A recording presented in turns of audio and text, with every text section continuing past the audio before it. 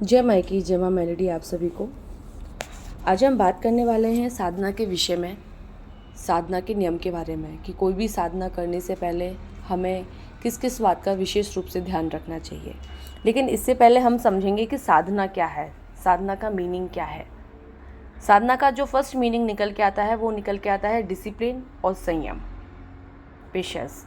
अगर आपके अंदर डिसिप्लिन है और पेशेंस है तो आप साधना के मार्ग पे बहुत आगे जा सकते हो। और अगर आपके अंदर ना डिसिप्लिन है ना संयम है तो फिर आप कभी साधना के मार्ग पे आगे जा ही नहीं सकते। क्योंकि अक्सर हम लोग देखते हैं कि कोई भी व्यक्ति हो साधना पे बैठेगा पहली बार में और वो ये सोचता है कि पहले ही टाइम पे, पहले ही अटेम्प्ट पे भगवान सामने साक्षात आकर के खड़ा हो जाए। ऐसा नहीं होता है।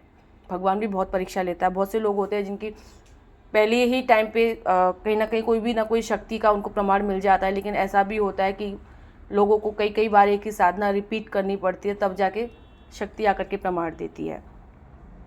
तो साधना में सबसे ज़्यादा जो जरूरी होता है वो तो होता है डिसिप्लिन और पेशेंस। जैसे कि हम कोई भी साधना करते हैं और हमने संकल्प उठा लिया, तो फर्स्ट डे जब साधना की जाती है, साधना की जो शुरुआत की जाती है वो ब्रह्म मुहूर्त से की जाती है।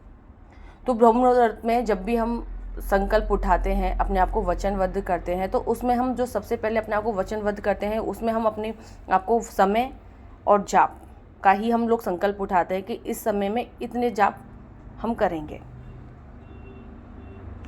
ठीक है, अब हमने संकल्प भी ले लिया और जितने भी दिन का हम लोगों ने अपने आप को समय में वचनबद्ध किया है वो भी हमने कंप्लीट कर लिया।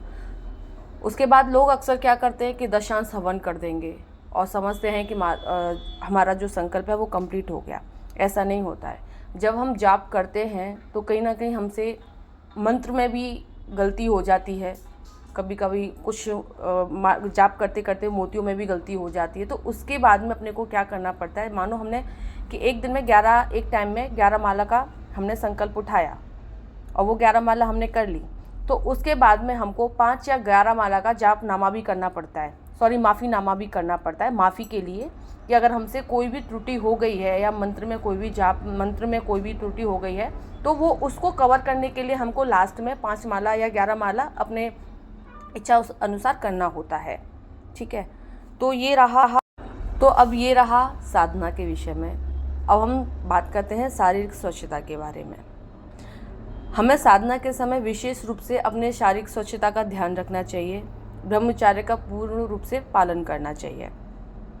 जो भी गुरु द्वारा नियम बताए जाते हैं उन पर हमें चलना चाहिए।